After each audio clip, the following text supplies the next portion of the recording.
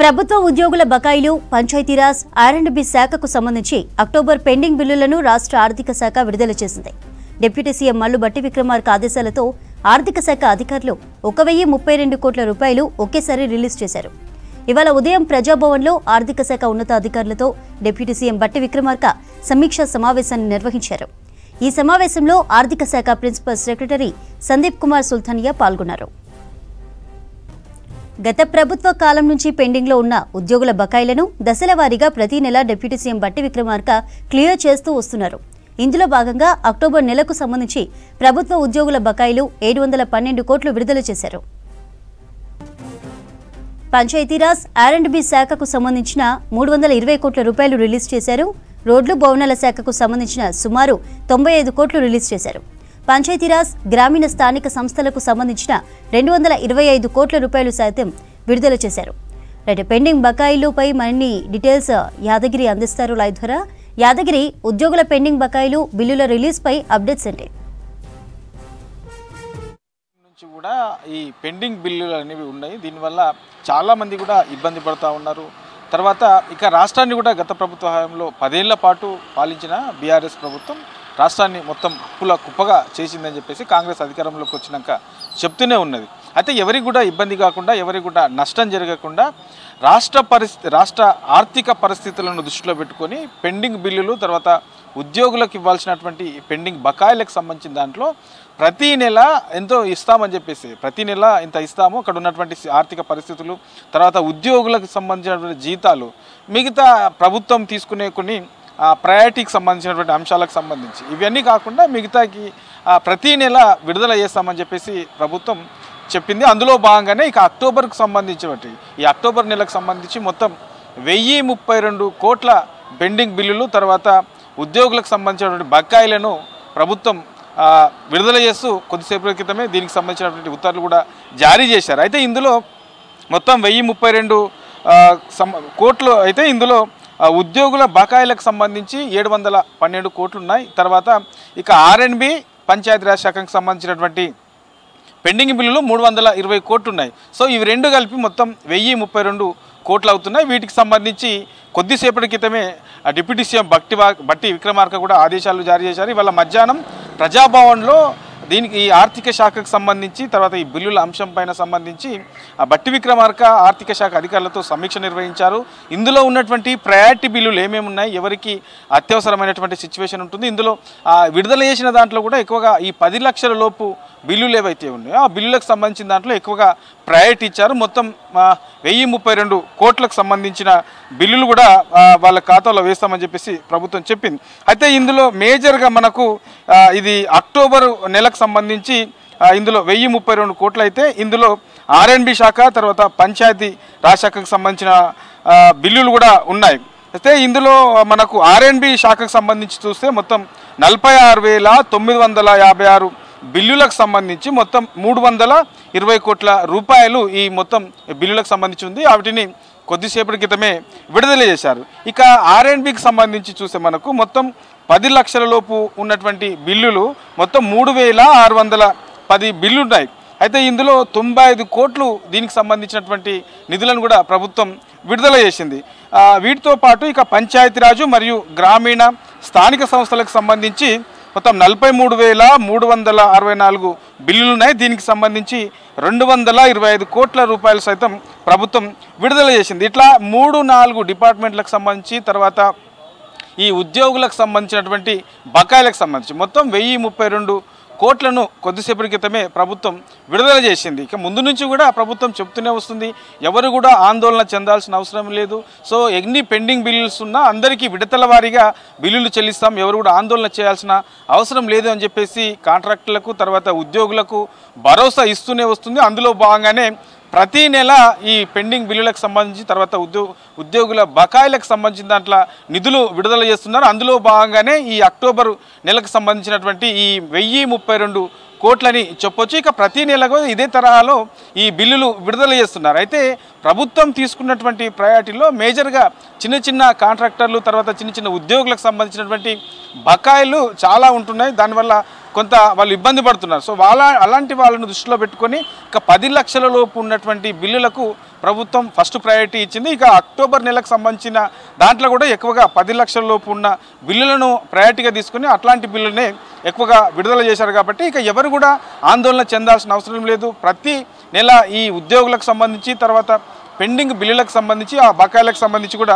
విడుదల చేస్తామని చెప్పేసి భరోసా ఇస్తుంది ప్రభుత్వం. అందులో భాగంగానే ఈ అక్టోబర్ నెలకు సంబంధించినటువంటి బిల్లుల విడుదలని కూడా చెప్పొచ్చు చంద్రిక.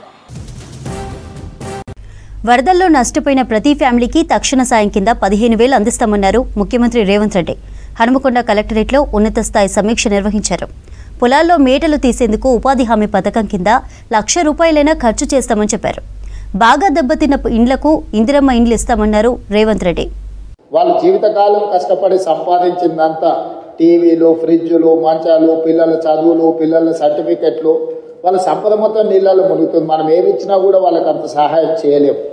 కాబట్టి దయచేసి ఈ విషయంలో అధికారులు స్పష్టతతో కూడుకున్న నిర్ణయాలు తీసుకొని ముందుకు వెళ్లాల్సిందే.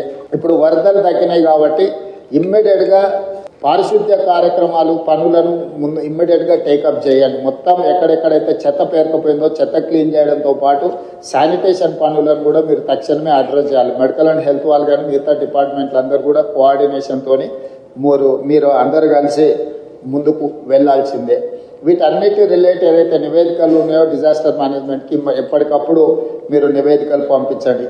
అదేవిధంగా గతంలోనే ప్రభుత్వం జీవోలు ఇచ్చింది. మనుషులు చచ్చిపోతే ఎవరు చచ్చిపోయినా 5 లక్షల రూపాయల నష్టపరిహారం ఇవ్వడానికి ప్రభుత్వం నిర్ణయం తీసుకున్నది. ఎక్కడెక్కడైతే హ్యూమన్ లాస్ ఉందో వాటన్నిటిని కూడా రికార్డ్ చేసి పోలీస్ అధికారులకు కూడా కమిషనర్స్ అండ్ పోలీస్ డిపార్ట్మెంట్ కూడా ఇన్స్ట్రక్షన్స్ ఇస్తున్నా అట్లా పోయిన వాళ్ళందరినీ ఇమ్మీడియట్గా ఎఫ్ఐఆర్ చేయండి. కొన్నిసార్లు ఆలస్యంగా వస్తారు. వాళ్ళు ఒకసారి ఫీల్డ్ వెరిఫికేషన్ చేసి ఎఫ్ఐఆర్లు కడితే రేపు ఇందులో వాళ్ళకి నష్టపరిహారం ఇవ్వాలంటే కూడా ఇవన్నీ అవసరం. మీరు ప్రొసీజరల్ యాక్సెస్ కూడా లేకుండా పోలీస్ అధికారులు కూడా వాళ్ళు ఎవరెవరు ఈ వరదలలో చనిపోయినరో తక్షణమే వాళ్ళ వివరాలన్నీ సేకరించి ఎంబడే ఎఫ్ఐఆర్ కట్టి దానికి సంబంధించిన నివేదికలు ఇవ్వండి. అదేవిధంగా పశు సంపద ముఖ్యంగా మేకలు కానీ పశువులు కానీ మేకలు ఇవి చచ్చిపోతే 5,000, ఆవులు బర్రెలు ఈ పెద్దవి ఏవైనా చచ్చిపోతే మనం 50,000 రూపాయలు. సో 50,000 రూపాయలు ఇస్తున్నాం. వాటిని కూడా ఎంబడే అంచనా వేసి ఏ ఒక్కరికి కూడా ఇబ్బంది జరగకుండా చూడండి.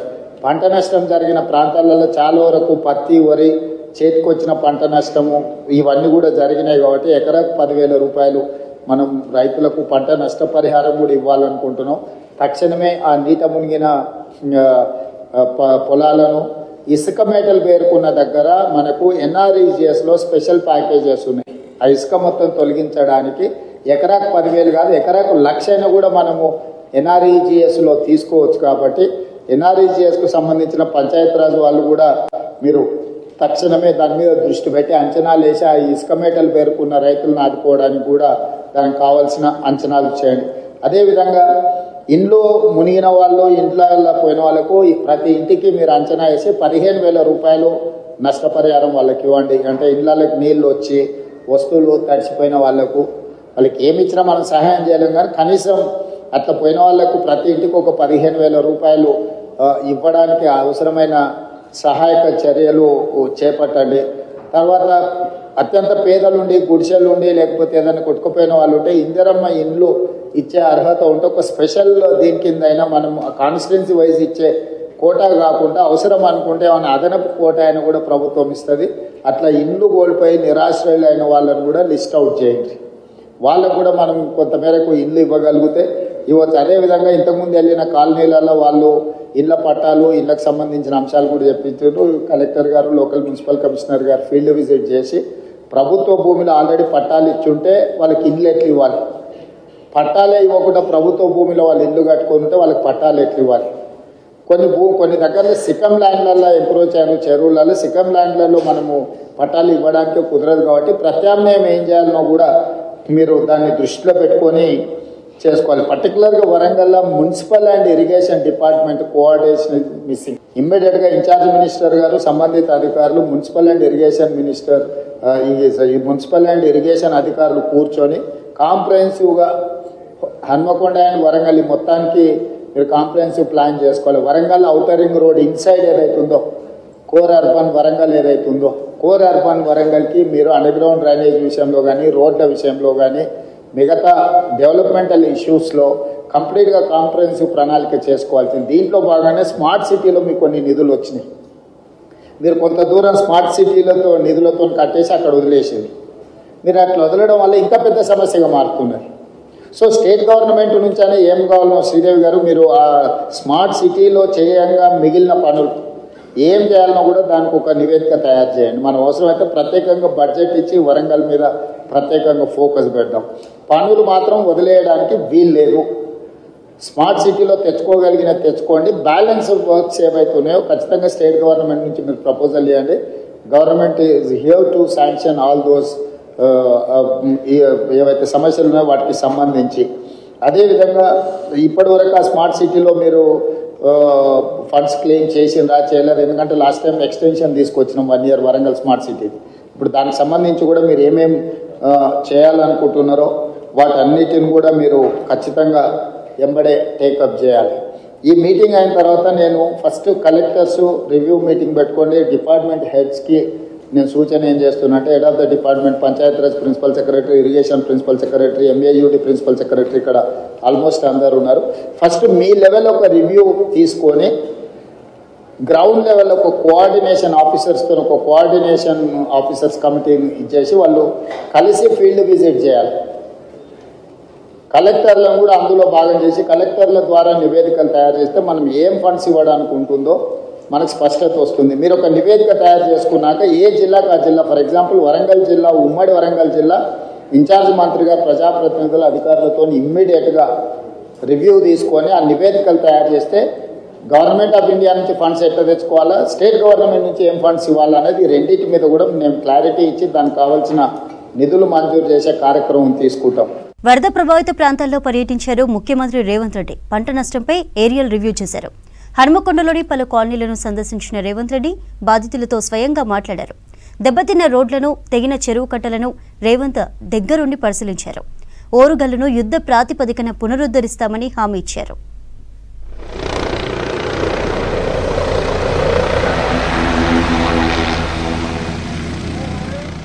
వరంగల్ హుస్నాబాద్ వరద ఎఫెక్ట్ ప్రాంతాల్లో పర్యటించారు సీఎం రేవంత్ రెడ్డి. భారీ వర్షాలకు దెబ్బతిన్న ప్రాంతాలు, పంట నష్టాన్ని ఏరియల్ సర్వేతో పరిశీలించారు. ముంపు బారిన పడిన ప్రాంతాల్లో బాధితులతో కలిసి మాట్లాడి ధైర్యం చెప్పారు. అండగా ఉంటామని హామీ ఇచ్చారు. సీఎం రేవంత్ రెడ్డి వెంట మంత్రులు పొన్నం ప్రభాకర్, సురేఖ, పొంగులేటి శ్రీనివాస్ రెడ్డి ఉన్నారు.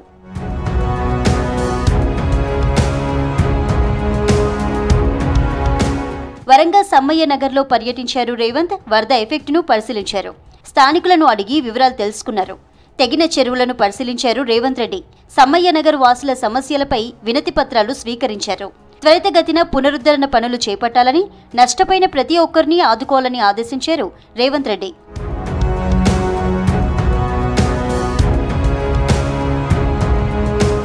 పోతనగర్లో వరద బాధితులను పరామర్శించారు సీఎం. స్థానికులతో మాట్లాడి సమస్యల తీవ్రతను తెలుసుకున్నారు. రంగంపేటలో పంట నష్టపోయిన రైతులతో మాట్లాడారు. ప్రభుత్వం ఆదుకుంటుందని, ఎవరూ అధైర్యపడొద్దని హామీ ఇచ్చారు సీఎం రేవంత్ రెడ్డి.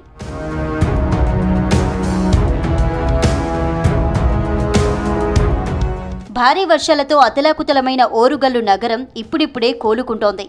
వరద తగ్గినా ఇంకా బురదలోనే ఉన్నాయి కాలనీలు. ఇండ్లలోని బురదను తొలగించుకుంటున్నారు ప్రజలు. చాలా ప్రాంతాల్లో రోడ్లు ధ్వంసమయ్యాయి. వర్షం తగ్గినప్పటికీ వరద మిగిల్చిన నష్టం అధికంగా ఉందని స్థానికులు ఆవేదన వ్యక్తం చేస్తున్నారు.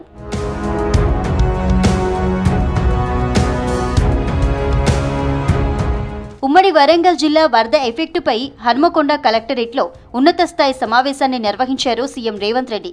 అన్నదాతలకు ప్రజాప్రభుత్వం అండగా ఉంటుందన్నారు. జిల్లాల్లో అస్తవ్యస్తమైన పరిస్థితులను యుద్ధ ప్రాతిపదికన పునరుద్ధరించాలని అధికారులను ఆదేశించారు. అకాల వర్షం కరీంనగర్, జగిత్యాల జిల్లాల రైతులకు తీరని శోకాన్ని మిగిల్చింది. కళ్ళల్లో ఆరబోసిన ధాన్యంతో పాటు కోత దశలో ఉన్న వరి పంటను, పత్తి చేన్లను వర్షం కోలుకోలేని దెబ్బతీసింది. మోంతా తుఫాన్ పేరుతో వరుణుడి ప్రకోపానికి వేలాది ఎకరాల్లో పంటలు దెబ్బతిన్నాయి. చేతికి వచ్చిన పంట కొనుగోలు కేంద్రాల్లోనే తడిచిపోవడంతో తమను సర్కారే ఆదుకోవాలని విజ్ఞప్తి చేస్తున్నారు అన్నదాతలు.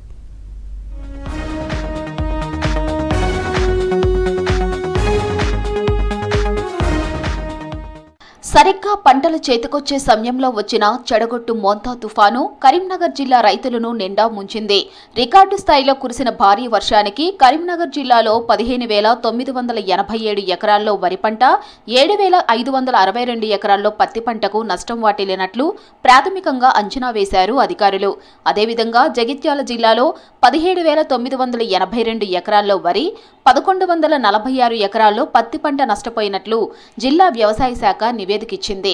ఇంకా సర్వే సాగుతూ ఉండగా ఈ నష్టం మరింత పెరిగే అవకాశం ఉన్నట్లు తెలుస్తోంది. అదేవిధంగా వందల మెట్రిక్ టన్నుల ధాన్యం కల్లాల్లో తడిచిపోయింది. కొంతమేరకు వరద నీటికి కొట్టుకుపోయి చేతికి కూడా రాకుండా మారడంతో అన్నదాతలు కన్నీరు పెట్టుకున్నారు. కళ్లాల్లో తడిచిపోయిన ధాన్యం రంగు మారడం, మొలకెత్తడం వంటి ప్రమాదాలు ఉండటంతో ఎలాంటి ఆంక్షలు లేకుండా ఒడ్లు కొనాలని రైతులు డిమాండ్ చేస్తున్నారు. రైతులం చాలా నష్టపోయాము. ఇప్పటికైనా కొనుగోలు కేంద్రాలు తొందరగా స్టార్ట్ చేసి ఉన్న వడ్లనైనా కొని కింద నిమ్మొస్తున్నాయి, ఇట్లా కవర్లు కప్పినా కానీ తడిసి మొలకలు వస్తున్నాయి.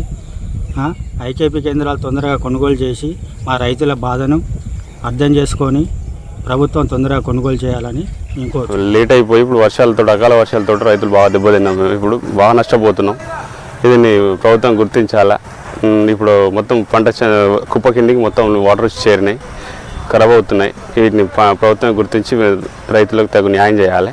తేమ శాతం ఎక్కువ ఉన్నా కానీ కొనుగోలు చేసి ఈ బయళ్ళు మిల్లుకు తరలించాలని మేము విజ్ఞప్తి చేస్తున్నాం. ఎందుకంటే కోసినవి ఇట్ట తడిచిపోయినాయి, కొయ్యని పొలాలు మొత్తం అడ్డం పడి నష్టపోతున్నాం. గవర్నమెంట్ తక్షణమే మమ్మల్ని ఆదుకోవాలని మేము మనం చేస్తున్నాం. వర్షంలో మొత్తం పంట మొత్తం మునిగిపోయింది. కావున అధికారులు అప్రమత్తమై నా యొక్క పంటను పరీక్షించి నాకు నా పంట నష్ట పరిహారం చెల్లించవలసిందిగా కోరుతున్నాము. 2 రోజుల క్రితం ఉదయం చిరుజల్లులతో ప్రారంభమైన మోంతా తుఫాన్ ప్రభావం కరీంనగర్, జగిత్యాల జిల్లాలో సాయంత్రానికి తీవ్ర రూపం దాల్చింది. హుజూరాబాద్ మండలం బోర్నపల్లిలో అత్యధికంగా 26 సెంటీమీటర్లకు పైగా వాన పడగా హుజూరాబాద్, సైదాపూర్, శంకర్పట్నంతో పాటు జమ్మికుంట, వీనవంక మండలాల్లో ఎక్కువ సంఖ్యలో పంటలు దెబ్బతిన్నాయి. ఇటు కరీంనగర్ జిల్లాలోని తిమ్మాపూర్, చిగురుమామిడి, మానుకొండూరు, గంగాధర, చొప్పదండి మండలాల్లోని వరి, పత్తి పంటలకు కోలుకోలేని నష్టం వాటిల్లింది. అమ్మకానికి తెచ్చిన వడ్లు కొనుగోలు కేంద్రాల్లో తడిచిపోయాయి. జగిత్యాల జిల్లాలోని జగిత్యాల, కోరుట్ల, మెట్పల్లి, మల్లాపూర్, ఇబ్రహీంపట్నం, జగిత్యాల రూరల్, సారంగపూర్, పీర్పూర్, రాయికల్, మల్యాల మండలాల్లో వరి ధాన్యం తీవ్రంగా తడిచిపోయింది. దీంతో రైతులు కల్లాల్లో తడిచిన ధాన్యం తిరిగి కుప్పగా చేసుకుని ఆరబెట్టుకుంటున్నారు. మొత్తం చేతికొచ్చే పంట మునిగిపోయింది. ఏమో పూర్తిగా నష్టాలలో ఉన్నాము. ఏం లేదు, మొత్తం నీటి పాలైపోయినాయి. ఒక్కొక్క ఎకరానికి 30,000 ఖర్చు వచ్చింది. అసలు తీరే టైంకు కోసే టైంలో వర్షం చేతికొచ్చే టైంలో రాత్రి వర్షంతో మొత్తం మునిగిపోయినాం. రైతులనే ఆదుకోవాలి. పట్టడం చుట్టా ఉండద్దు. ఏం పడదాం ఈ వర్షాలకు, ఎక్కడ పడదాం? అంతా మొత్తం పదన అయిపోయింది. ఇక్కడ పట్టడానికి సాందు లేదు. అందుకని అడ్లు పట్టకూడదు లేదు. కాకపోతే 30%, 20 నుంచి 30 వచ్చినా కానీ కొనాలి. ఈ రైతుకున్న ఇబ్బంది అని మేము చెప్పగలుగుతున్నాం. ప్రభుత్వం సకాలంలో కొనుగోళ్లు ప్రారంభించకపోవడం, కొనుగోలు కేంద్రాల్లో సరైన వసతులు లేకపోవడం, తడవకుండా కప్పుకునేందుకు టార్ప్లిన్లు లేకపోవడం వల్లే పంట నష్టపోయిందని రైతులు ఆరోపిస్తున్నారు. ఈదురుగాలుల తీవ్రతకు అనేక చోట్ల చెట్లు విరిగిపడ్డాయి. జిల్లాలో పలుచోట్ల పశువులకు కూడా మృత్యువాత పడ్డాయి. దీంతో వర్షాలతో రైతులు భారీగా నష్టపోయామని ఆవేదన వ్యక్తం చేస్తున్నారు. మాయిచర్ వచ్చిన తర్వాత మార్కెట్లో పోసినాక కూడా ఈ వర్షం ఇబ్బంది పెట్టి మా ఎండిన మొక్కలు కూడా మళ్ళీ తిరిగి తడిసి చాలా ఇబ్బందులకు గురవుతున్నాం. ప్రభుత్వం ఎప్పుడైనా సరే రోడ్డు ఎక్కుతేనే కొనుగోలు కాకుండా ప్రభుత్వం ముందస్తు చర్యలు తీసుకుంటే ఈ ఇబ్బందులు ఉన్నాయని చెప్పి రైతులకు ప్రభుత్వం వెంటనే స్పందించి న్యాయం చేయాలని కోరుకుంటున్నాం. వానాకాలం వరికోతల సమయంలో కురిసిన అకాల వర్షాలు తీవ్రంగా నష్టాన్ని మిగిల్చడంతో కేంద్ర, రాష్ట్ర ప్రభుత్వాలు వారికి పరిహారం ఇవ్వాలని డిమాండ్ చేస్తున్నారు రైతులు.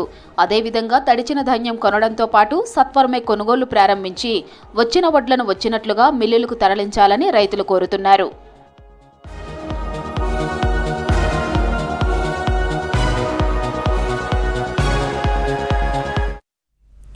రాష్ట్రంలో మోంతా తుఫాన్ తీరని శోకాన్ని మిగిల్చింది. భారీగా ఆస్తి, ప్రాణ నష్టం జరిగింది. వర్షం తగ్గినప్పటికీ వరద బీభత్సం నుంచి ఇప్పుడిప్పుడే కోలుకుంటున్నారు జిల్లావాసులు. రాష్ట్రంలో వరదలకు 12 మంది చనిపోగా 334 ప్రాంతాల్లో భారీగా రోడ్లు ధ్వంసమయ్యాయి. చాలా ప్రాంతాల్లో భారీ పంట నష్టం జరిగింది. ప్రభుత్వం తమను ఆదుకోవాలని కోరుతున్నారు బాధితులు.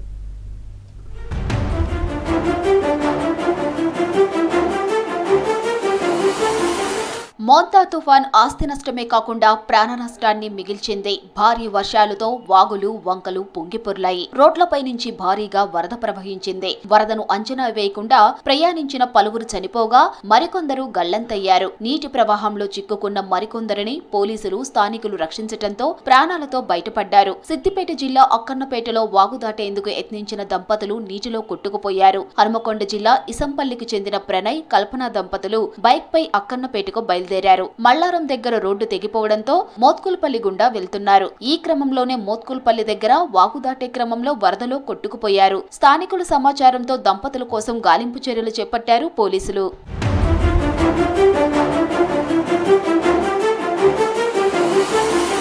వరంగల్ జిల్లా వర్ధన్నపేట మండలం దమ్మన్నపేటకు చెందిన బక్కపూర్ణ, అలీసాబ్ దంపతులు హైదరాబాద్ లో ఉంటున్నారు. వారి రెండో కూతురు శ్రావ్య వరంగల్లోని ఓ హాస్టల్లో ఉంటూ హనుమకొండ బొల్లికుంటలోని ఓ ఇంజనీరింగ్ కాలేజీలో చదువుతోంది. హైదరాబాద్ లోని మేడిపల్లికి చెందిన శ్రావ్య బంధువైన బరిగెల శివకుమార్ హాస్టల్ కు వచ్చి బైక్ పై శ్రావణి ఎక్కించుకొని జఫర్గూడ్ రూట్ లోని కోనాయిచలంలో ఉన్న ఫ్రెండ్ ఇంటికి బయలుదేరారు. శంకర్తండ సమీపంలోని బోళ్లమత్తడి వాగు ఉధృతంగా పారుతూ ఉండటంతో నీటి ప్రవాహానికి బైక్ అదుపు తప్పి ఇద్దరూ కొట్టుకుపోయారు. శివకుమార్ చెట్టు కొమ్మ సహాయంతో ఈదుకుంటూ బయటపడగా శ్రావ్య గల్లంతైంది.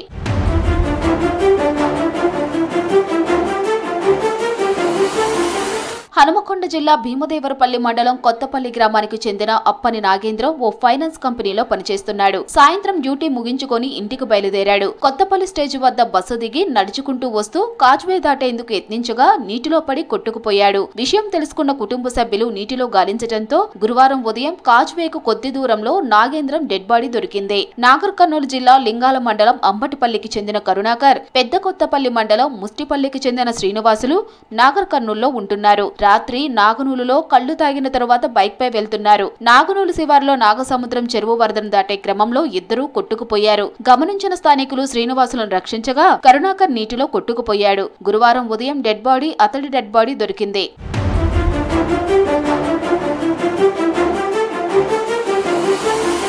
వరంగల్ జిల్లా గీసుకొండ మండలానికి చెందిన పులి అనిల్ బంధువు చనిపోవడంతో కిలా వరంగంలోని శివనగర్కు వచ్చాడు. బైక్ పై తిరిగి వెళ్తుండగా అగర్తల చెరువు మత్తడి వద్ద కింద పడి నీటిలో కొట్టుకుపోయాడు. గురువారం ఉదయం నుంచి గాలించగా సాయంత్రం శివనగర్ నేతాజీ స్కూల్ దగ్గర కాలువలో డెడ్ బాడీ దొరికింది. వరద నీటిలో కొట్టుకుపోతున్న పులి అనిల్ అనే వ్యక్తిని జాలర్లు రక్షించి ఒడ్డుకు చేర్చారు. ఈ ఘటన కరీంనగర్ జిల్లా గన్నేరువరం మండల కేంద్రంలో జరిగింది. బీహార్కు చెందిన రజీబ్ గురువారం బైక్ పై వెళ్తూ గన్నేరువరం మండలం కేంద్రంలోని ఓర చెరువు మత్తడి వరదలో పడి కొట్టుకుపోయాడు. ఈ క్రమంలో ఇటీవల నిమజ్జనమైన దుర్గామాత విగ్రహాలకు సంబంధించిన కర్రలను పట్టుకొని గట్టిగా అరిచాడు. గమనించిన స్థానిక జాలర్లు తాడు సాయంతో అతన్ని బయటకు తీసుకువచ్చారు.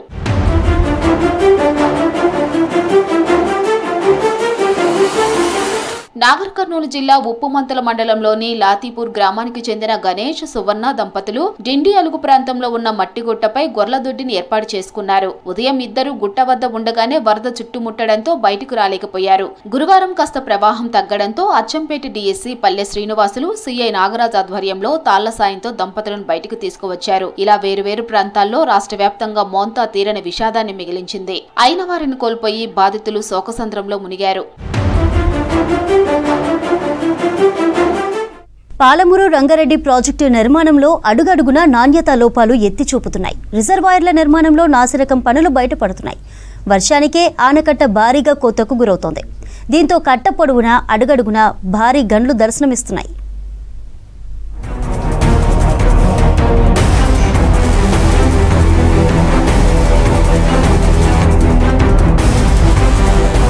పాలమూరు రంగారెడ్డి ప్రాజెక్టులో అంతర్భాగమైన ఉదండాపూర్ రిజర్వాయర్ నిర్మాణంలో అడుగడుగున నాణ్యతా లోపాలు ఎత్తిచూపుతున్నాయి. ఆనకట్ట భారీగా కోతకు గురవుతోంది. కట్ట పొడవునా అడుగడుగున భారీ గండ్లు దర్శనమిస్తున్నాయి. 10 లక్షల ఎకరాలకు 30,000 కోట్లతో 2015లో మొదలైన పాలమూరు రంగారెడ్డి ప్రాజెక్టులో ఉదండాపూర్ రిజర్వాయర్ అత్యంత కీలకం. మొత్తం ప్రాజెక్టులోనే 5వదైన ఉదండాపూర్ రిజర్వాయర్ ఆనకట్ట అత్యంత పొడవైంది. ఈ ఆనకట్ట పొడవు 15.85 కిలోమీటర్లు. ఈ రిజర్వాయర్లో నీటి స్టోరేజ్ కెపాసిటీ 16 టీఎంసీలు. దీని కింద 4,88,000 ఎకరాల ఆయకట్టుకు సాగునీరు అందించాలన్న కల. ఉదండాపూర్ ఫుల్ రిజర్వాయర్ లెవెల్ 629 మీటర్లు. పటిష్టంగా నిర్మించాల్సిన ఆనకట్ట చిన్నపాటి వర్షానికే కోతకు గురవుతుంటే ఉదండాపూర్ కట్ట ఉనికిపై సందేహాలు వ్యక్తమవుతున్నాయి.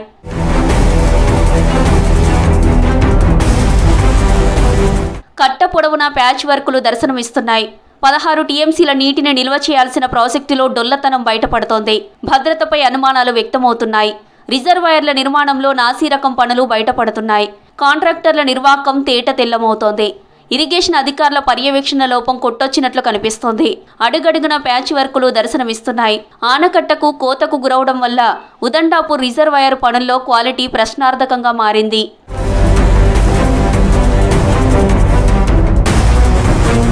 వేల కోట్ల వ్యయంతో నిర్మిస్తున్న ఉదండాపూర్ రిజర్వాయర్ నిర్మాణ పనుల్లో క్వాలిటీ నీరుగారుతున్న ఇరిగేషన్ అధికారులు ప్రేక్షక పాత్ర వహిస్తున్నారు. ఎక్కడికక్కడ ఆనకట్ట భారీ లోతు అడ్డంగా తెగిపోతుంది. మీటర్ల కొద్దీ చీల్చుకుపోయి గండ్లు పడుతున్నాయి. ఆనకట్ట గోతులమయంగా మారింది. పాలమూరు రంగారెడ్డి ప్రాజెక్టులోనే అత్యంత పొడవైన ఆనకట్ట దెబ్బతింటుంటే పట్టించుకునే నాదుడే కరువయ్యారు.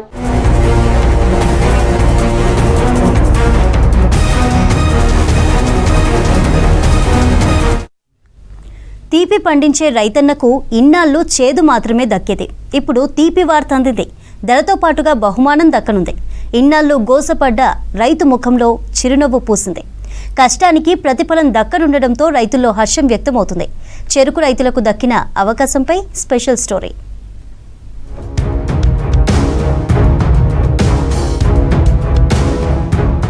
రైతుల్లో పోటీతత్వం పెంచడానికి దేశంలోనే ఏ పంచదార కర్మాగారం ఇవ్వని విధంగా పలు ప్రోత్సాహకాలు యాజమాన్యం ప్రకటించింది. ఖమ్మం జిల్లా నేలకొండపల్లి మండలం రాజేశ్వరపురం దగ్గరున్న పంచదార కర్మాగారం తన రైతులకు తీపి కబురు అందించింది. దాదాపు 45 రోజుల ముందుగా చెరుకు ధరను ప్రకటించడంతో పాటుగా చెరుకు రైతులకు పలు ప్రోత్సాహకాలను ప్రకటించింది.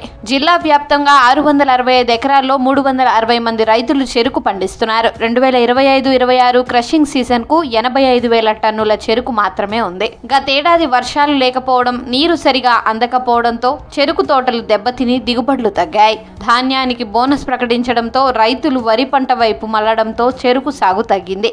మిగతా పంటలు వేస్తే చెరుకు అనేది 3 క్రాప్లు ఉంచుకోవచ్చు. ఒకసారి దున్నితే 3 క్రాప్లు ఉంచుకోవచ్చు. మనకి వర్షం వస్తుందని, ఒడ్డు కొట్టిపోతాయని, ఎండిపోయిందని ఇవన్నీ ఉండదు. చెరుకు రోజులు వెనక ముందు అయినా కొట్టి తోలుకుంటారు. మేనేజ్మెంట్ ఆల్రెడీ మిషనరీ లైన్లో పెట్టారు, మెకానిజం ఉంటే లేకుంటే లేబర్ లైన్లో పెట్టారు. పదపల్లి కిందకి మీద కొట్టి తోలుకుంటారు. అది మనకి టెన్షన్ లేని పని. వరి పనులను చెరికేస్తున్నాం. టన్నుకు 500 ఇస్తే మేము సంతోషపడతాం, చెరుకు రైతులు పడతాం. ఇక్కడ ఇండస్ట్రీ బతుకుతుంది. దీనివల్ల కొన్ని లక్షల మంది లేబరు, ఉద్యోగస్తులు, బడ్డీ కొట్లోళ్ళు, సీరియల్ అందరూ బతుకుతారు. అధిక ఉత్పత్తి విభాగం, అత్యధిక చెరుకు సరఫరా చేసే విభాగం, ఆధునిక పద్ధతుల్లో చెరుకు సాగు చేసి అధిక దిగుబడి సాధించిన రైతులను విభాగాలుగా ఏర్పాటు చేశారు. ఒక్కొక్క విభాగంలో మొదటి బహుమతిగా ₹1,00,000, రెండో బహుమతిగా 50,000, మూడో బహుమతిగా 25,000 అందజేయనున్నారు. రైతుల శ్రేయస్సే లక్ష్యంగా పెట్టుకుని యాజమాన్యం పనిచేస్తున్నట్లుగా తెలిపింది. వరి ధాన్యానికి ఇచ్చినట్లుగా చెరుకు మెట్రిక్ టన్నుకు సైతం 500 బోనస్ ఇవ్వాలని ప్రభుత్వాన్ని కోరినట్లు తెలుస్తోంది. రైతులు పెద్ద మొత్తంలో చెరుకును నాటాలని యాజమాన్యం ప్రోత్సహిస్తోంది. అధికంగా పండించిన రైతులకి ప్రోత్సాహకాలు కూడా ప్రకటించాము ఈ సంవత్సరం. దీని ప్రకారం ఎకరానికి ఎక్కువ పండించిన రైతుకి ప్రాతిపదిక తీసుకొని ₹1,00,000 ఒక రైతుకి మొదటి బహుమతిగాను, రెండో బహుమతిగా 50,000, మూడో బహుమతిగా 25,000 ఇచ్చి పోటీతత్వం పెంచి రైతులను ప్రోత్సహించి రైతుల్ని ఎక్కువ దిగుబడి తీసుకురావడానికి ప్రయత్నం చేస్తున్నాం. ప్రస్తుతం చెరుకు సాగుకు అన్ని వాతావరణ పరిస్థితులు అనుకూలంగా ఉండడంతో రైతులు పెద్ద సంఖ్యలో చెరుకు వైపు మొగ్గే అవకాశం కనిపిస్తోంది. 2026-27 క్రషింగ్ సీజన్ కు 4,620 ఎకరాల్లో చెరుకు పంట సాగును లక్ష్యంగా పెట్టుకుని ముందుకు సాగుతున్నారు. 2,000 ఎకరాల్లో పిలక తోటలు ఉండేలా చర్యలు తీసుకుంటున్నారు. 2026-27 క్రషింగ్ సీజన్ కు 3 లక్షల మెట్రిక్ టన్నుల చెరుకుకు గాను లక్ష్యంగా పెట్టుకున్నారు. అన్ని రకాల రాయితీలతో కలిపి 2025-26 క్రషింగ్ సీజన్ కు చెరుకు మెట్రిక్ టన్నుకు కేంద్ర ప్రభుత్వం నిర్ణయించిన ధర కంటే ₹210 అదనంగా ఇస్తోంది యాజమాన్యం. 2025-26 సీజన్ కు చెరుకు నాటే రైతులకు ఎకరాకు 3 మెట్రిక్ టన్నుల విత్తనం ఉచితంగా ఇవ్వనున్నారు. పిలక తోటల్లో ఉన్న గ్యాప్ ఫిల్లింగ్ చేసుకోవడానికి ఎకరాకు 500 మొక్కలు ఉచితంగా అందిస్తున్నారు.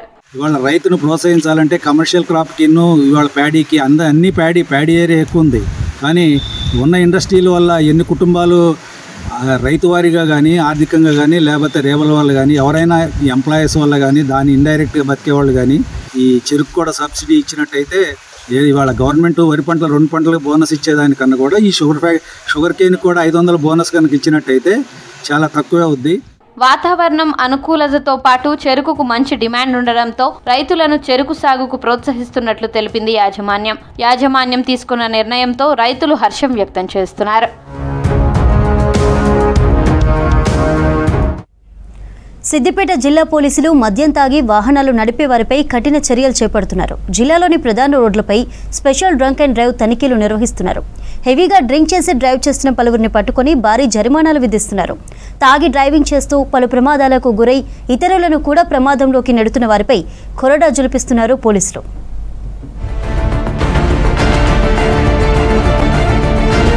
మద్యం తాగి రోడ్లపైకి వచ్చి ఇష్టారీతిగా వాహనాలు నడుపుతూ ప్రమాదాలకు కారణమవుతున్న వారిపై సీరియస్ యాక్షన్ తీసుకుంటున్నారు సిద్దిపేట పోలీసులు. 2 రోజుల్లోనే 22 మందిని డ్రంక్ అండ్ డ్రైవ్ లో పట్టుకుని 2,20,000కు పైగా జరిమానాలు విధించారు. మద్యం తాగి వాహనం నడిపితే 10,000 రూపాయల జరిమానా, 6 నెలల పాటు జైలు శిక్ష, డ్రైవింగ్ లైసెన్స్ రద్దు వంటి చర్యలు తీసుకుంటున్నారు.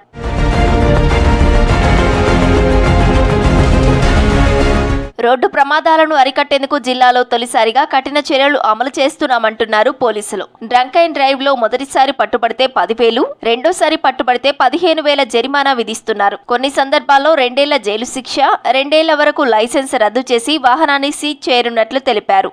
మద్యం తాగి వాహనాలు నడిపితే ఎవరిని ఉపేక్షించేది లేదని, చట్టం ముందు అందరూ సమానమే అంటున్నారు. ఇకపై రెగ్యులర్ గా వాహన తనిఖీలు, డ్రంక్ అండ్ డ్రైవ్ టెస్టులు నిర్వహిస్తామంటున్నారు పోలీసులు. ట్రాఫిక్ రోడ్డు నిబంధనలు పాటించి వాహనాలు నడపాలని సూచిస్తున్నారు.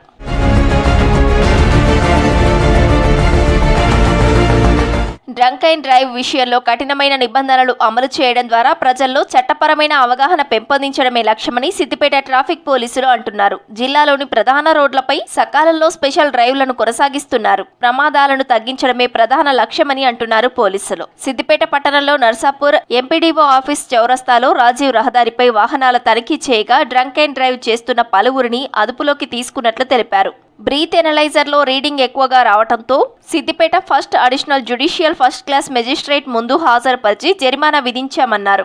సిద్దిపేట కమిషనర్ విజయ్ కుమార్ గారి ఆదేశాల మేరకు పట్టణంలో వివిధ ప్రాంతాల్లో డ్రంక్ అండ్ డ్రైవ్ నిర్వహించడం జరుగుతుంది. ముఖ్యంగా గతంలో ఉన్నట్టు ఫైన్ 200 రూపాయలు, 500 రూపాయలు అలా కాకుండా మొదటిసారి తాగి దొరికినట్టయితే 10,000 రూపాయల ఫైను, 6 నెలలు జైలు శిక్ష, రెండోసారి దొరికితే 15,000 రూపాయల ఫైను, 2 సంవత్సరాల వరకు జైలు శిక్ష, వారి యొక్క లైసెన్స్ రద్దు చేయబడుతుంది, వాహనాన్ని కూడా సీజ్ చేయడం జరుగుతుంది. కాబట్టి సిద్దిపేట ప్రజలందరూ ఎవరు కూడా తాగి నడపొద్దు, తాగి నడిపి ఇతరులకు హాని చేయొద్దు. తనిఖీలు ఇలాగే కంటిన్యూ చేయాలని కోరుతున్నారు సిద్దిపేట వాసులు. తాగి బండి నడుపుతున్న వారిపై చర్యలు తీసుకొని కౌన్సిలింగ్ ఇవ్వాలంటున్నారు.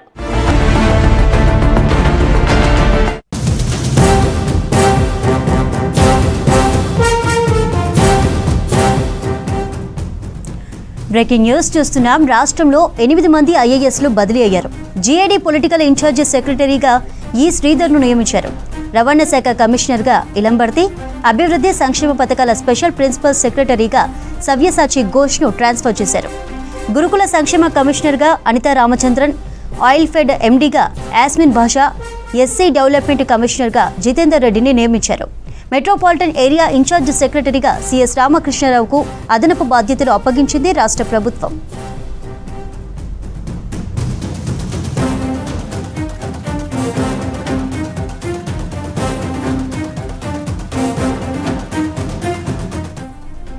రాష్ట్రంలో 8 మంది ఐఏఎస్లు బదిలీ అయ్యారు. జీఏడీ పొలిటికల్ ఇన్ఛార్జ్ సెక్రటరీగా ఈ శ్రీధర్ను నియమించారు.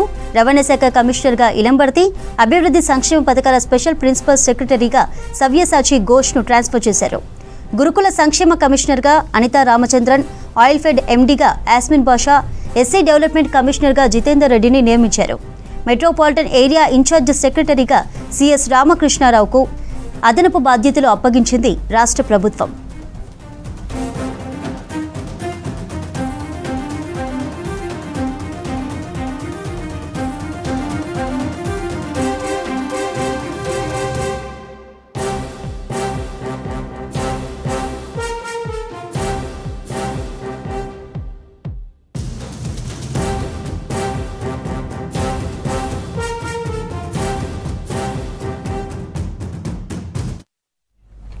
ఖమ్మం జిల్లాలో బియ్యం చోరులు రెచ్చిపోతున్నారు. గల్లీల్లో కలెక్ట్ చేసి హైవే దాటించే వరకు ఒక టీంలా ఏర్పడి పనిచేస్తున్నారు.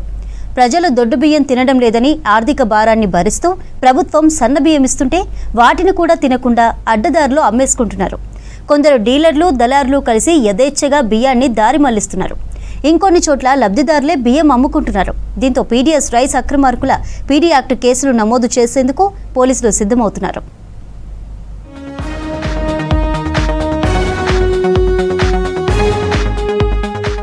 ఖమ్మం జిల్లా వ్యాప్తంగా 748 రేషన్ షాపులు ఉన్నాయి. జిల్లాలో మొత్తం వైట్ రేషన్ కార్డులు 4,10,988 కార్డులు ఉండగా 11,48,031 మంది లబ్ధిదారులు ఉన్నారు. ఆహార భద్రత కార్డులు 3,83,717 ఉన్నాయి. అంత్యోదయ కార్డులు 27,268 ఉన్నాయి. అన్నపూర్ణ కార్డులు 3 ఉన్నాయి. ఖమ్మం జిల్లాకు 7,375.868 మెట్రిక్ టన్నుల బియ్యం ప్రతి నెల లబ్ధిదారులకు చేరవేస్తున్నారు. భద్రాద్రి కొత్తగూడెం జిల్లాలో 443 రేషన్ షాపులు ఉండగా ఆహార భద్రత కార్డులు 2,72,112, అంత్యోదయ కార్డులు 21,148, అన్నపూర్ణ కార్డులు 3, కొత్త కార్డులు 1,203, మొత్తం తెల్ల రేషన్ కార్డులు 2,93,263 ఉన్నాయి. భద్రాద్రి కొత్తగూడెం జిల్లాలో 5,500 మెట్రిక్ టన్నుల బియ్యం ప్రతి నెల లబ్ధిదారులకు చేరవేస్తున్నారు. ఆహార భద్రత కార్డుదారులకు ఒక్కొక్కరికి నెలకు 6 కేజీలు, అన్నపూర్ణ కార్డుదారులకు 10 కేజీలు, అంత్యోదయ కార్డు లబ్ధిదారులకు ఒక్కొక్కరికి 30 కేజీల చొప్పున ఉచితంగా బియ్యం పంపిణీ చేస్తున్నారు. పేపర్లో ఇచ్చిన సందర్భంలోనే ఏదో కట్టుదిట్టం చేస్తున్నారు తప్ప మిగతా టైంలో మళ్ళీ ఏదేచ్చుగానే ఈ బ్లాక్ మెట్లో దళారీ ద్వారాగా ఈ వ్యాపారం కొనసాగుతోంది. ఈ వ్యాపారం కొనసాగకుండా ఉండాలంటే దీని మీద ప్రత్యేకమైనటువంటి ఒక నిఘా పెట్టాలి. డీలర్ షాపుల యాజమాన్యం మీద కూడా చర్యలు తీసుకోవాలి. అట్లా తీసుకుంటే దళారీల్లో ఈ రేషన్ బియ్యం కొనుగోలు అమ్మకాలు అవన్నీ జరగడానికి కొంచెం అరికట్టడానికి ఎక్కువ అవకాశం ఉంటుంది. కాబట్టి ఇక్కడ అధికారులు కూడా రేషన్ డీలర్ షాపుల్లో కూడా నిఘా పెట్టాలి. ప్రభుత్వం ప్రజా పంపిణీ వ్యవస్థ ద్వారా ఉగాది రోజున సన్న బియ్యం పంపిణీ కార్యక్రమాన్ని సీఎం లాంఛనంగా ప్రారంభించారు. గతంలో దొడ్డు బియ్యం కేజీ 10 రూపాయల లోపు అమ్మంగా సన్న బియ్యానికి వ్యాపారులు 20 రూపాయలు అంతకంటే ఎక్కువగానే ఇస్తున్నట్లు సమాచారం. కొందరు రేషన్ షాపుల్లో డీలర్లకే అమ్ముతుండగా ఇంకొందరు తీసుకున్నాక అక్రమ వ్యాపారులకు అప్పగిస్తున్నారు. దీనికి తోడు బియ్యం దందాకు ఎమ్మెల్యేస్ పాయింట్లు కూడా కీలకంగా మారాయనే చర్చ జరుగుతోంది. కొందరు డీలర్లు ఇక్కడి నుంచి తీసుకెళ్లినట్లు రికార్డుల్లో నమోదు చేస్తున్నా బయటకు తీసుకెళ్లడం లేదని సమాచారం. దీంతో వ్యాపారులు కొందరు లబ్ధిదారులు డీలర్ల నుంచే కాక ఎమ్మెల్యేస్ పాయింట్ల నుంచి సేకరించి వాహనాల్లో భారీగా సన్నబియ్యం రవాణా చేస్తున్నట్లు తెలుస్తోంది.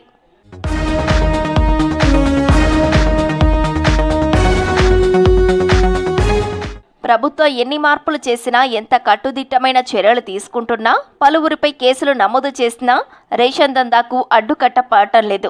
సన్న బియ్యం పంపిణీ చేస్తే లబ్ధిదారులంతా తీసుకుంటారని, తద్వారా బియ్యం పక్కదారి పట్టే అవకాశం లేదని ప్రభుత్వం భావించింది. కానీ దీన్ని కూడా అక్రమార్కులకు వరంలా మార్చుకొని రేషన్ బియ్యం రవాణా ఏళ్లుగా వ్యవస్థీకృత నేరంలా మారింది.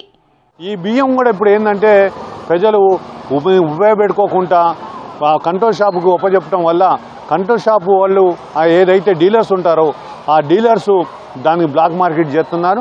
మొత్తం కూడా ఏంటంటే కొంతవరకు ప్రజలు తీసుకొని అమ్ముకుంటానికి సిద్ధపడుతున్నారు. కొంతవరకు ఏంటంటే రేషన్ డీలర్లు మొత్తం కూడా మాయం చేసేస్తున్నారు. ఏంటంటే నువ్వు ఈరోజు బియ్యం తీసుకోకుంటే మాత్రం నీ రేషన్ కార్డు క్యాన్సిల్ అయిద్దని చెప్పి ఒక బెదిరింపు కూడా ఉండాలని చెప్పి హెచ్చరికలు జారీ చేస్తే బాగుంటుందని చెప్పి విజ్ఞప్తి. పేదల కడుపు నింపేందుకు ఆర్థిక భారాన్ని తగ్గించి రాష్ట్ర ప్రభుత్వం పంపిణీ చేస్తున్న బియ్యం కొందరికి కాసులు కురిపిస్తోంది. గతంలో రేషన్ దుకాణాల ద్వారా దొడ్డు బియ్యం పంపిణీ చేస్తే లబ్ధిదారులు దొడ్డన్నం తినలేక డీలర్లు వ్యాపారులకు అమ్మేవారు. దీంతో ఇదే వ్యాపారంగా పెట్టుకున్న కొందరు బియ్యం సేకరించాక ప్రాసెస్ చేయించి అధిక ధరలకు అమ్ముతున్నారు. బడా వ్యాపారులైతే మిల్లర్లు, డీలర్లు ఇతరుల నుంచి భారీ మొత్తంలో రేషన్ బియ్యం సేకరించి పాలిష్ చేసిన తర్వాత జిల్లా నుంచి ఏపీలోని ఓడరేవులకు, ఆపై విదేశాలకు కూడా ఎగుమతి చేశారు. కానీ సీఎంఆర్ రైస్ లో కలిపి అమ్ముతున్నారని ఆరోపణలున్నాయి. ఇలా పేదలకు పాలకులు అందించే రేషన్ బియ్యం అక్రమార్కులకు కోట్లు సంపాదించి పెట్టింది. రేషన్ డీలర్లు, దళారులు కలిపి ఇప్పుడున్న రాష్ట్ర ప్రభుత్వం సన్న బియ్యం ఇస్తున్నప్పటికీ దళారులు బాధితులను మోసం చేసి 20 రూపాయలకు అమ్ముతున్నటువంటి పరిస్థితి ఉన్నది. ఇవాళ ఈ జిల్లాలో 29 ఘటనలు జరిగి పట్టుకుంటే 6 కేసులు మాత్రమే నమోదు చేసినటువంటి పరిస్థితి జిల్లా యంత్రాంగం ఉంది. ఏదైతే నిష్పక్షపాతంగా దొరికినటువంటి వాళ్ళ మీద పీడీ యాక్ట్ కేసులు పెట్టి వాళ్ళని జైల్లో పంపించాలని మేము డిమాండ్ చేస్తాం. సన్నబియ్యం తరలిస్తున్న ఘటనలు వెలుగు చూడటంతో అధికారులు నిఘా పెట్టారు. బియ్యం పట్టుబడుతున్న దానికంటే అక్రమంగా తరలించే బియ్యం ఎక్కువగా ఉంటుందని తెలుస్తోంది. జిల్లాలో ఈ ఏడాది మే నెల నుంచి సెప్టెంబర్ వరకు టాస్క్ ఫోర్స్ బృందాలు పలు మిల్లులు, రేషన్ దుకాణాల్లో 28 సార్లు బియ్యం తనిఖీ చేపట్టారు. రేషన్ షాప్ నిల్వల్లో తేడా ఉన్న చోట 4 కేసులు, బియ్యం అక్రమంగా తరలిస్తున్న వారిపై 25 కేసులు నమోదు చేశారు. ఆయా కేసుల్లో 651.60 క్వింటాల బియ్యాన్ని సీజ్ చేశారు. మే నుంచి సెప్టెంబర్ వరకు నమోదైన 29 కేసుల్లో 6 కేసులు నమోదు అయ్యాయంటే పరిస్థితి అర్థం చేసుకోవచ్చు. దీనిని గమనించిన పోలీసులు పీడీఎస్ రైస్ అక్రమ రవాణా చేసే ముఠాపై పీడీ యాక్ట్ కింద కేసులు నమోదు చేయడానికి సిద్ధమవుతున్నారు.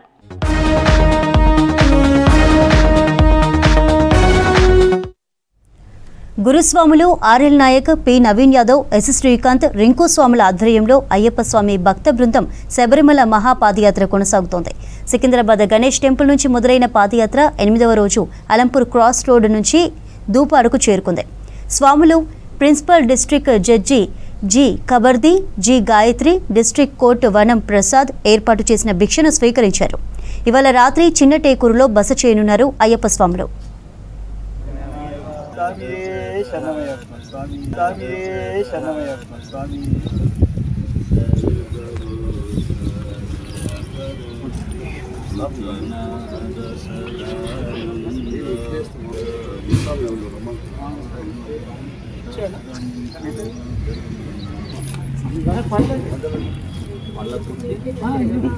మంచి అదృష్టం స్వామి.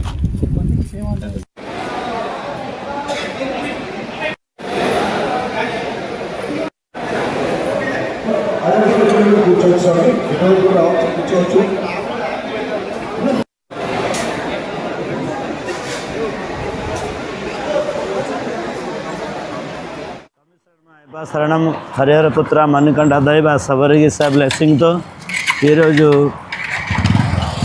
తెలంగాణ రాష్ట్రం దాటి మనం ఆంధ్రప్రదేశ్కు ఎంట్రీ అవుతున్నాము. 7 రోజు సక్సెస్ఫుల్గా పదయాత్ర మనం కంప్లీట్ చేసినాము.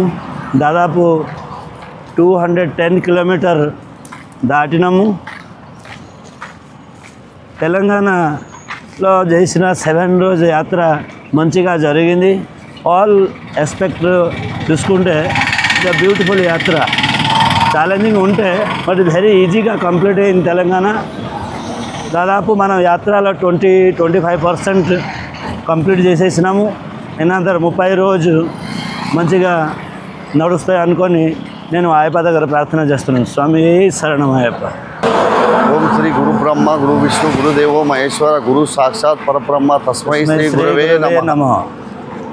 కన్న తల్లిదండ్రుల ఆశీర్వాదంతో మరియు మా గురువుల ఆశీర్వాదంతో ఇవాళ ఈ అయ్యప్ప భక్త బృందం తెలంగాణ పాదయాత్ర కంప్లీట్ చేసుకొని ఆంధ్రాలకు అడుగుపెట్టినాం. స్వామి మీరందరూ మీ కన్న తల్లిదండ్రులకు సేవ చేసుకోండి. వాళ్ళ ఆశీస్సులు ఉంటే ఆ అయ్యప్ప స్వామి దీక్ష మరియు ఆ అయ్యప్ప స్వామి దర్శన భాగ్యం కలుగుతుంది. మీ కన్న తల్లిదండ్రులని ముందుగా గర్వించండి. వాళ్ళందరికీ మీరు సేవ చేసుకోండి. ఆ దేవుడే మీకు అయ్యప్ప స్వామి దర్శనం మరియు దీక్ష చేసుకునే అవకాశం కలిగిస్తున్నారు. ఆమె హైదరాబాద్ టు శబరిమల పాదయాత్ర స్వాములకి గత 6 సంవత్సరాల నుంచి సేవ చేసుకుంటున్నాను. ఈరోజు ఈ అవకాశం ఇచ్చిన జిల్లా జడ్జి గారు నాకు చాలా కృతజ్ఞులు. ఆయన అవకాశంతో ఈ 450 మందికి చేయడం జరిగింది. ప్రతి సంవత్సరం నాకు ఈ అవకాశం ఇస్తున్న అయ్యప్పలకు, హైదరాబాద్ వాస్తవులకు, నా తోటి మిత్రుడు వెంకటేశ్వర స్వామి వీళ్ళని ఫాలో చేస్తూ నాకు ఈ అవకాశం ఇచ్చినందుకు మీ అందరికీ కృతజ్ఞతగా దేవుని దయతో ఇలాగే జరగాలని, ప్రతి సంవత్సరం నాకు ఈ అవకాశం ఇచ్చినందుకు నేను మీకు రుణపడి ఉంటాను స్వామి. స్వామి శరణం స్వామి. సికింద్రాబాద్ గణేష్ టెంపుల్ కాడి నుంచి శబరిమల మహాపాదయాత్ర ప్రతి సంవత్సరం చేస్తున్నాం స్వామి. నవీన్ యాదవ్ గురుస్వామి, నాయక్ గురుస్వామి, శ్రీకాంత్ గురుస్వామి అంతా కలిసేసి బృందం ప్రతి సంవత్సరం చేస్తున్నాం స్వామి. ఈ సంవత్సరం 450 మంది స్వాములతో తీసుకున్నాం స్వామి. శబరిమల చేసి వాళ్ళ దర్శనం చేసి మళ్ళీ ఇంటి వరకు తీసుకుని వచ్చి వదిలేత బాధ్యత ఈ గురుస్వాములు తీసేసుకున్నారు స్వామి. ఇలా విధంగానే ప్రతి సంవత్సరం వస్తే ప్రతి సంవత్సరం ఈ యాత్రకు వస్తుంటే మా వంతు సాయం మా వంతు సేవ చేస్తున్నాం స్వామి. ఈ స్వాములు చేసే సేవ అనేది చాలా అంటే చెప్పడానికి మాటలు రావటం లేదు స్వామి. చాలా బాగా చేస్తున్నారు. వాళ్ళకి ఎంత చెప్తుంటాం మేము, స్వామి ఈ యాత్ర ఇంత 10 మందిని తీసుకుపోవాలంటే చాలా వ్యయప్రయాసంతో ఉంటుంది కదా స్వామి, ఇంతమంది తీసుకుపోవాలంటే అంత అయ్యప్ప దయ స్వామి అని అంటారు సార్. ఆంజనేయ స్వామి లెక్క ఉన్నారు స్వామి గురుస్వాములు. వాళ్ళకి తెలియదు వాళ్ళ బరువు మోసేది మాకు కనపడుతుంది కాబట్టి నేను చెప్తుంటాం స్వామి. స్వామి చేశాను, నేను కూడా 4 సార్లు పోయినా స్వామి. స్వామియే శరణమయ్యప్ప. ఈ ప్రసాద్ స్వామి ద్వారా హైదరాబాద్ నుంచి శబరిమలకు బయలుదేరే స్వాములకు అన్నదానం చేస్తే మంచిదని చాలా మాటలు నాకు కూడా చెప్పాడు. అదేవిధంగా ఆయన మనసులోని మాట కూడా జిల్లా జడ్జి గారి ద్వారా ఆయన చూసుకొని ఏది తక్కువ కాకుండా స్వాములకు జాగ్రత్త చూసుకోమని చెప్పారు. వీరందరూ మంచిగా వస్తూ ఆశీర్వదించుకుని వాళ్ళందరూ ఆశీర్వాదాలు మనకు ఉండాలని కోరుకుంటూ అయ్యప్ప స్వామి ద్వారా మనకు కూడా ఆశీర్వదించి ప్రసాద్ స్వామికిను గురుస్వాములకు ఇక్కడ ఉన్న వాళ్ళందరికీ పేరున స్వాములందరికీ నమస్కారం చేసుకుంటున్నాను. సంతోషంగా హ్యాపీగా సంతోషంగా చేసి మమ్మల్ని కూడా మా తరఫున కూడా తమరే దర్శనం చేసుకొని ప్రార్థించాల్సిందిగా కోరుతున్నాము. పత్తి రైతుల ప్రయోజనాలను దృష్టిలో పెట్టుకుని సీసీఐ ఆధ్వర్యంలో పత్తి కొనుగోలు కేంద్రాన్ని ప్రారంభించామన్నారు మంత్రి దామోదర రాజనరసింహ. సంగారెడ్డి జిల్లా మునిపల్లి మండలం మేల సంఘంలో కాటన్ మిల్లో జిల్లా కలెక్టర్ ప్రావీణ్యతో కలిసి పత్తి కొనుగోలు కేంద్రాన్ని ప్రారంభించారు మంత్రి. కనీస మద్దతు ధరను కల్పించాలని, పత్తి రైతుల ప్రయోజనాలను కాపాడాలని సీసీఐ అధికారులను మంత్రి కోరారు. దళారులను నమ్మవద్దని రైతులకు విజ్ఞప్తి చేశారు. ఈ కొనుగోలు కేంద్రం ద్వారా సదాశివపేట, రాయకోడ్, నారాయణఖేడ్, జోగిపేట, వాట్పల్లి మండలాల పత్తి రైతులకు ప్రయోజనం కలుగుతుందన్నారు. ఈ సందర్భంగా రైతులకు జొన్న విత్తనాలను ఉచితంగా పంపిణీ చేశారు.